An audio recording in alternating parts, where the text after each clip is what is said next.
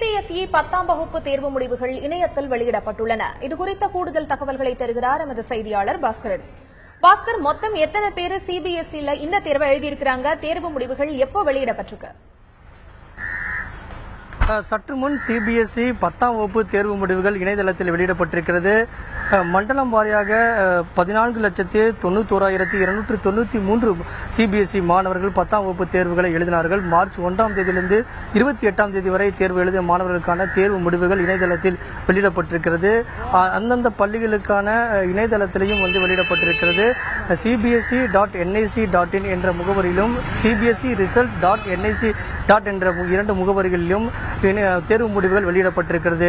தற்போது கிடைத்த தகவல் அடிப்படையில் பார்க்கும்போது 2016ஆம் ஆண்டு 96.21% மாணவிகள் தேர்ச்சி பெற்றிருக்கிறதாக மத்திய இடைநிலை கல்விக் கழகமான சிபிஎஸ்இ அறிவித்திருக்கிறது. அது மட்டுமல்லாமல் 96.36% மாணவிகள் தேர்ச்சி பெற்றுள்ளதாகவும் மாணவர்கள் 96.01% மாணவர்கள் தேர்ச்சி பெற்றிருக்கிறதாகவும் திருவனந்தபுரம் மண்டலம் வாரியாக 99.87% மாணவர்கள் தேர்ச்சி பெற்று மண்டல வாரியாக திருவனந்தபுரம் முதலிடத்தை பெற்றிருக்கிறதாக சிபிஎஸ்இ அறிவித்திருக்கிறது. அது மட்டுமல்லாமல் இந்த 14,91,293 மாணவர்கள் தமிழகம், கேரளா, ஆந்திரா, மகாராஷ்டிரா, அந்தமான், டையூ, டாமன் உள்ளிட்ட மண்டல வாரியாக இந்த தேர்வுகள் நடைபெற்றது. அதன் அடிப்படையிலான முடிவுகள் சற்று முன் இணையதளத்தில் வெளியிடப்பட்டிருக்கிறது.